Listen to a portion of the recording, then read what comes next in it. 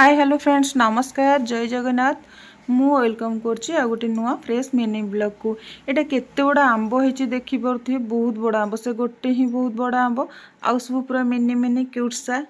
आउ ई पूरा प्योर देसी आंब गाँरु आम निज गछरु ही एड़ा आछि जेहेतु आंब सीजन सरी आसलानी लास्ट ही आंब एथिक परा होइतिला घरे किछि तांको पय रखिके आम पय एतिकी देइथिले मो पुओ तो खाइबा नै एका जा मु खाइबी आउ से मु पूरा बहुत खुशी एमती तो बहुत थर आसलानी तापरे मु आसिक प्रिपेयर करथली चाउमिन चाउमिन तो एक्चुअली बहुत दिन हेलानी हमर घरे केबे बनिनी मो पुअर किछिटा हेल्थ इश्यूज पे डॉक्टर जेहेतु मना करथिले सेथि मु केबे बनाइनी इवन मार्केट रे भी खाइनी मो पुओ को बुझेई देले बुझी जाए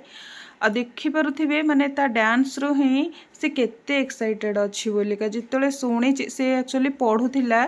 आउ ताकु जितले टिके स्मेल हेइची सॉरी बा माने चाउमिन रो वासना आछि कहला मामा एते जोरे वासना हैला जे आउ मो दौडी की पळे आसले कोन ओटे मामा चाउमिन की मैगी बनौचंती कहले मु बहुत खुशी एते दिन परे बनिची